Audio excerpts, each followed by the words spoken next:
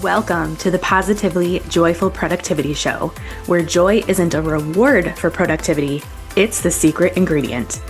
I'm your host, Nicole Louise, coach, wife, and dog mom. This is a no-kid zone by design, created for women who are child-free, childless, or an empty nester embracing your next chapter. You all belong here. Each week, you'll hear inspiring stories from women around the world and learn tools, mindset shifts, and practical strategies for living a joyful life. You'll also discover the science behind why focusing on joy fuels focus, motivation, and lasting productivity. Let's get inspired, get organized, and create a life full of freedom, focus, and joy. Hello, and welcome to the Positively Joyful Productivity Show. Today's topic is a little bit different, and I'm really happy to dive into this today. I have an amazing guest, Tiffany Vogel, with me. Tiffany, welcome to the show. Thank you. Excited to be here. Yeah, and we are going to talk about finances today, which is a little bit different than productivity, but we're going to tie in the AI piece of this, and it's going to be a different, fun conversation. And so I'm excited to get going in this. Yeah, absolutely. Well, I think we can use AI to be productive in our finances, so it all ties in. Yeah, which is why I'm super excited to have you here. Well, So let's dive in.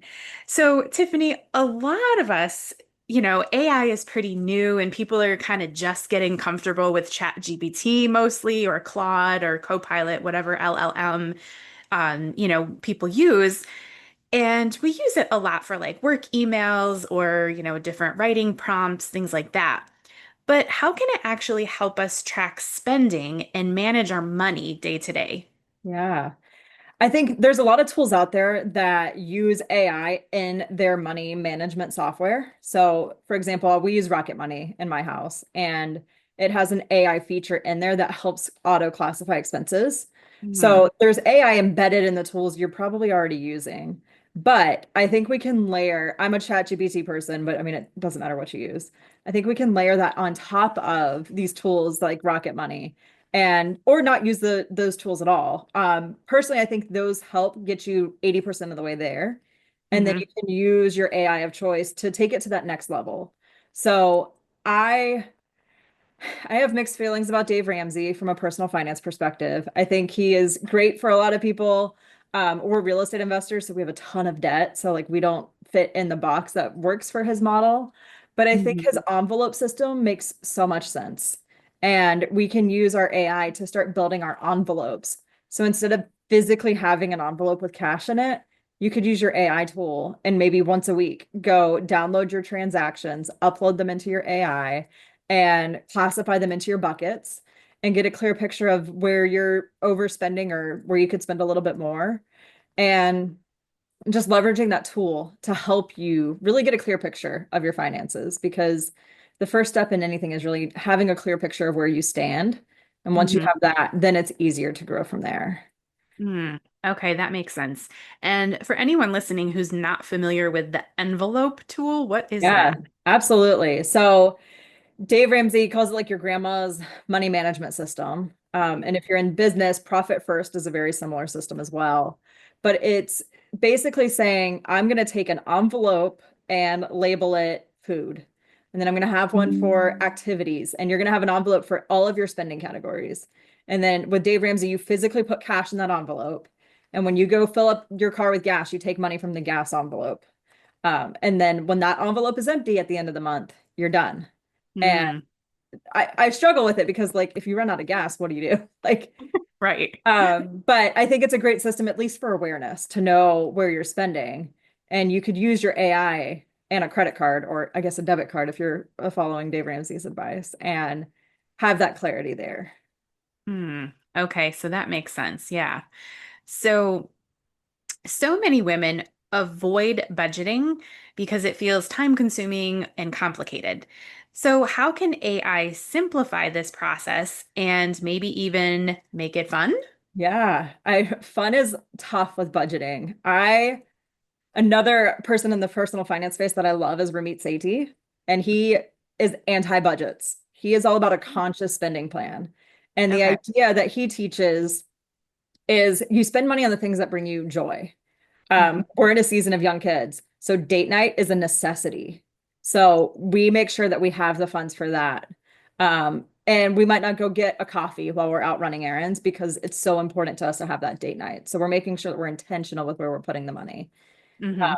Quarterly weekends away are super important. So it's finding those things that are really important to you and making sure that you expend extravagantly in those areas as it fits within your means, and then have the other areas where you maybe don't spend as much on the things that don't really make you happy. I Mm. think for women in particular, it's been since the 70s that we could actually have credit cards in our own names, which blows my mind.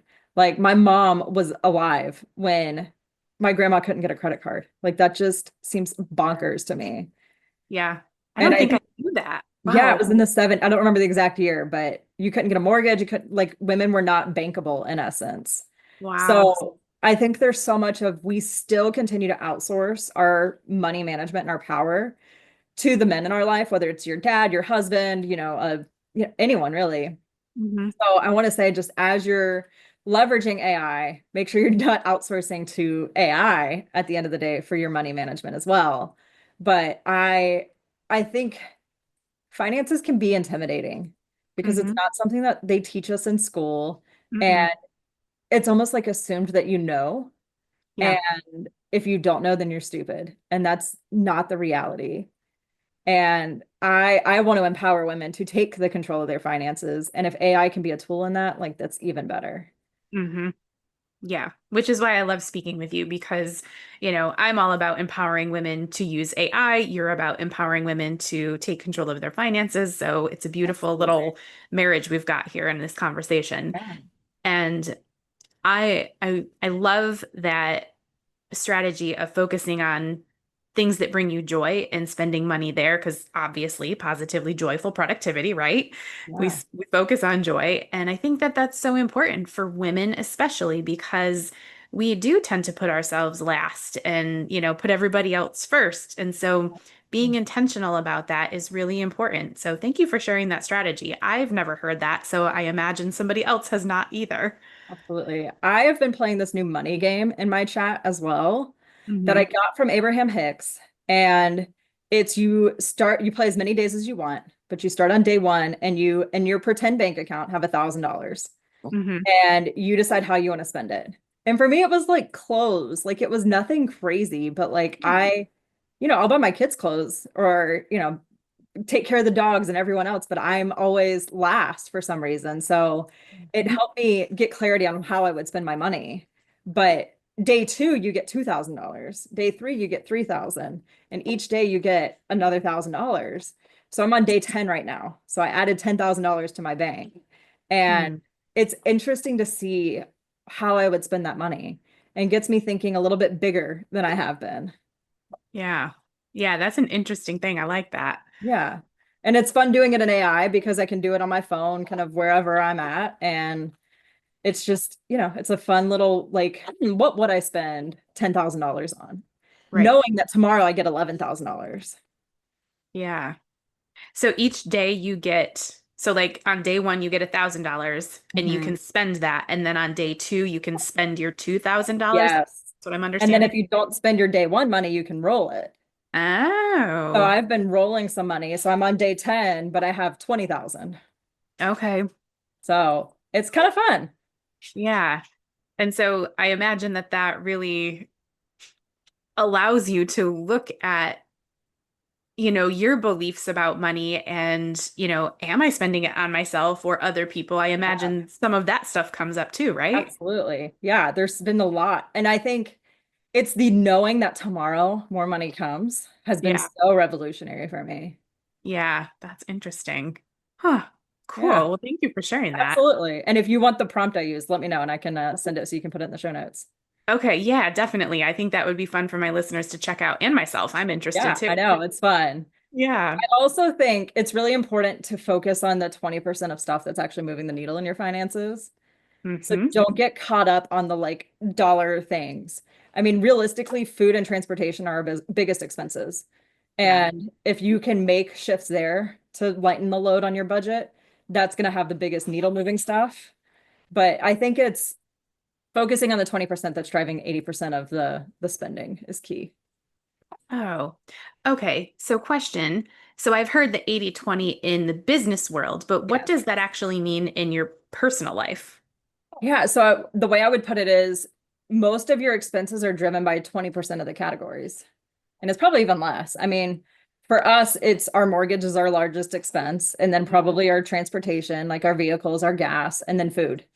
So for me, if I'm really digging in on my budget and where leaks are, I we're not going to move. So that's out of the question for us right now. But we could make shifts in mostly our food and like how we're eating out or shopping, sales and stocking up and things like that. Mm-hmm. But I'm not Okay. going to dig into home improvement and make sure we're not overspending on home improvement because that's just not something we're spending a lot on right now. Okay. Yeah, that makes sense. Yeah, thanks for explaining that. Yeah, absolutely. It's drilling into the things where you have the most opportunity to move the needle instead of getting caught up in all the spending. Because I don't know how many transactions we do a month, but I'm sure it's a lot and it would Mm-hmm. be overwhelming. But if I'm looking at, let's be honest, Amazon, like if I'm digging into my Amazon spending, that's a lot more manageable than trying to look at every transaction. Yeah, that makes sense. And that feels more manageable than, kind of nitpicking every little thing that you do. Yeah, that's a great way to look at it. Yeah. Yeah.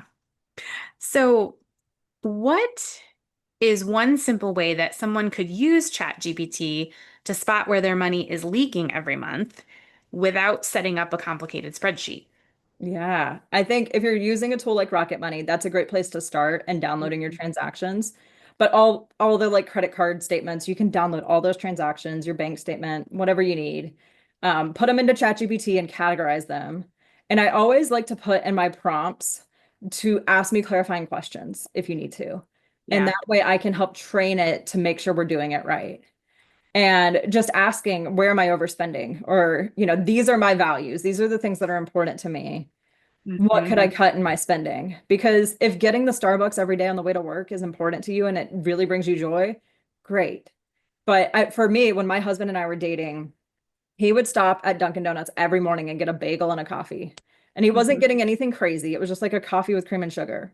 Yeah. And I asked him, I was like, why don't you get a toaster, keep a pack of bagels at work, and you have a Keurig? So like, why are you dropping, I don't know, $8, $9 every day?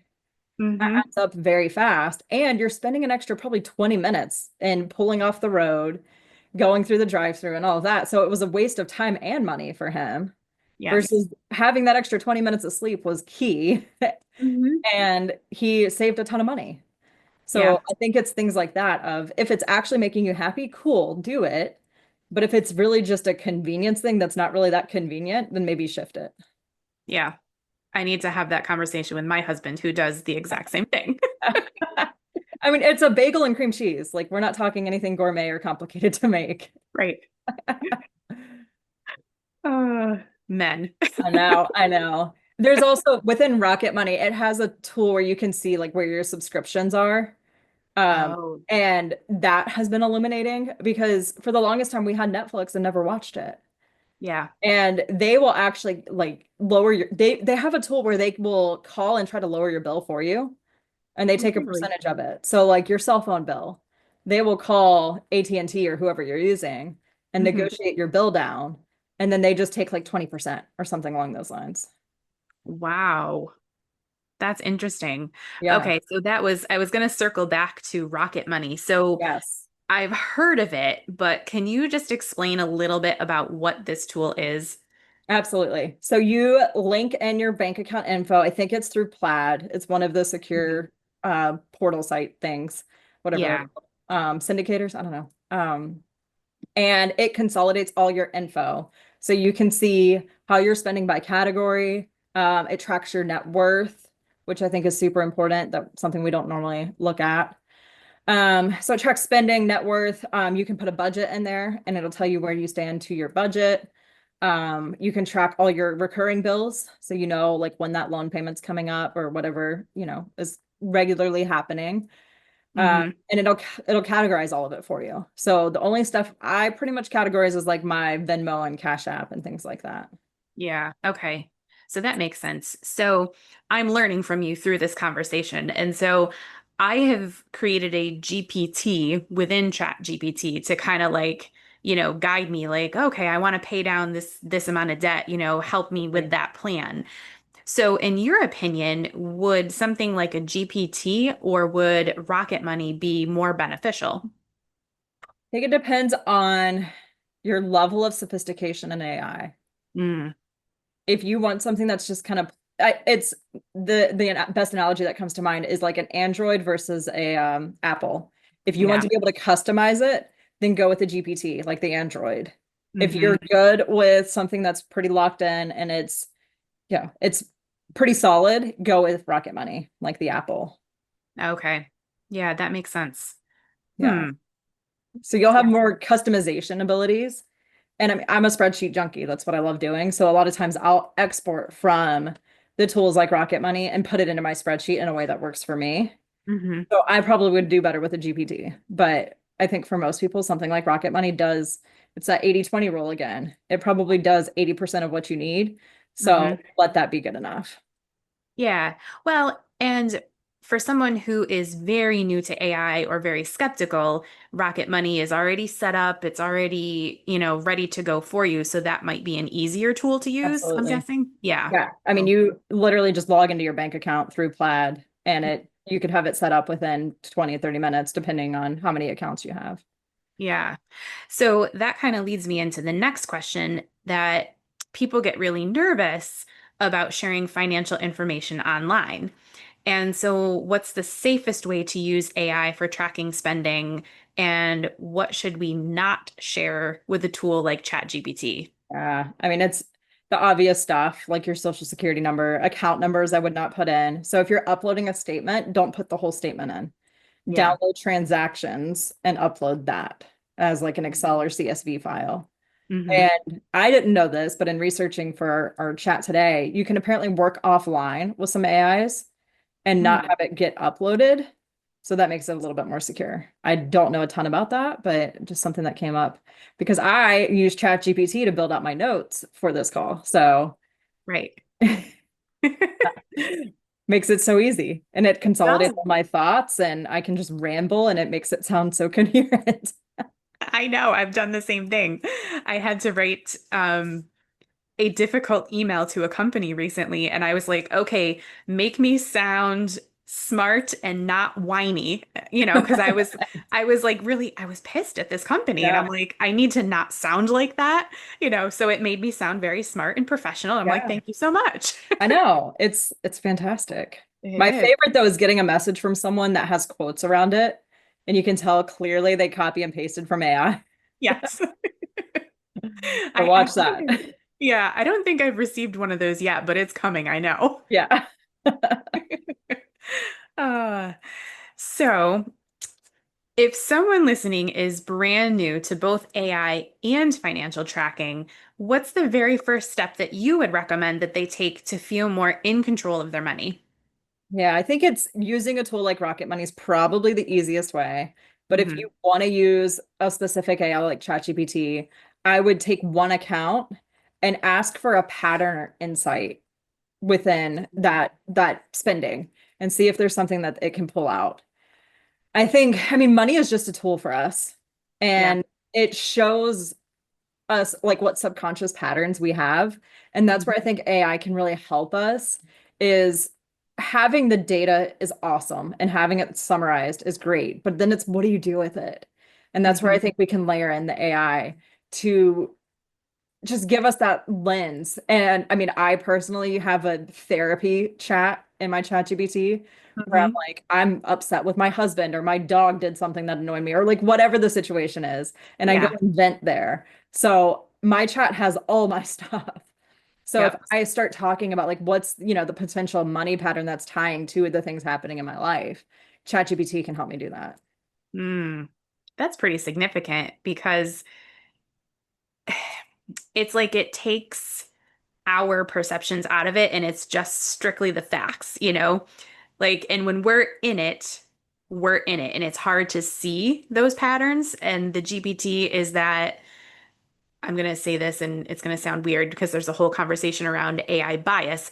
Yeah. but it's that unbiased opinion. You know what I Right. mean? Absolutely. It's a good, I know our mutual coach just put out an email about how you shouldn't use AI as a therapist. And I was just like, I hear it Yeah. and it gives me words that I didn't have, but I'm also like still critically thinking through it. So with Yeah. anything you're doing with AI, whether it's money or anything, have using your mind and like sniff checking because I've asked it to do calculations. Even I sent a screenshot of the questions you sent me for this, and it started sending me different questions as I was going through question by question. Hmm. And I had to go correct it and say, no, that's not the question that I should be Right. answering. So when you're doing money stuff, you want to make sure it's right. Yeah. So you use it with a grain of salt. And that's where I think, especially if you're trying to uncover like the subconscious patterns and things, sometimes having a coach to help you through some of that is Hmm. another layer. So I think chat or whatever the tool is can help you bring some awareness and Hmm. clarity. And then having somebody else to bounce those ideas off of is critical to kind of taking it to the next level. Yeah. I completely agree with all of that. And so I just finished putting together a master class on creating GPTs, and one of them is the financial GPT.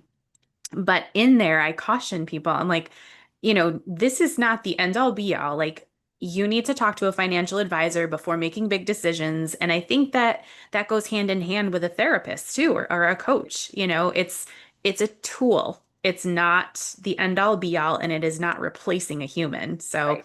I'm really happy to hear you say that as well as someone who is very deep into the financial world, because I think people can get very lost in tools like this. And, you hear those crazy news stories of like the guy who couldn't let go of his GPT. And I'm like, well, that's a whole different conversation. Yeah, but I mean, what happens if you use your GPT to make a decision financially and it costs you hundreds of thousands of dollars because you didn't double check it? Right. It's very possible.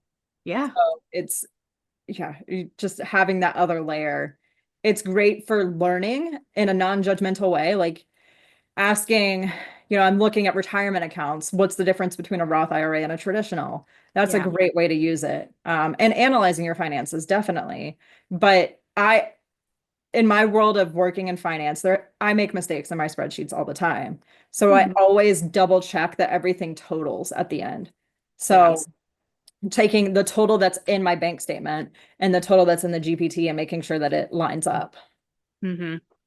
So that's just one way to kind of double check. Yeah. Yep. So smart. Such great advice. Uh, so on the Positively Joyful Productivity Show, we align with joy around here. So, Tiffany, I would love to hear what is one thing that you do for yourself that brings you joy? I love hiking and just getting out in the woods. And the place I go doesn't have phone service, so no one Uh, can bug me. And I'll either listen to a podcast or some music and just have a little bit of time for myself where no one can even reach me. So they're on their own. that's awesome. Yes.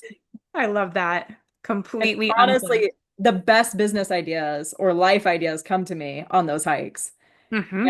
I mean, I've got a little baby, so I have not been able to do it lately, and it's making me crazy. So I'm ready to get back at it. Yeah, I imagine. Well, thank you so much, Tiffany. This has been a very insightful conversation, and I know that my listeners are just going to love this.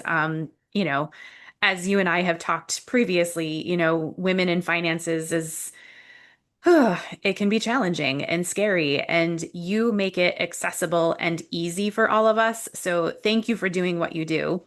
And if my listeners want to check you out, where can they find you online? I just started doing an Instagram, so that's Yeah, a new thing for me. I'm not a big social media person, but it's me the either. Tiffany Vogel. Um, our website's a great place too. EricandTiffanyVogel.com. My husband and I are starting to build something out together, so check us out. Perfect. And we will link all of that in the show notes below. Well, again, Tiffany, thank you so much for taking the time to be on the podcast today. I know my listeners are going to love this episode. And to my listeners, have a beautiful week ahead, and I will chat with you soon. Tiffany, thank you so much. Thank you.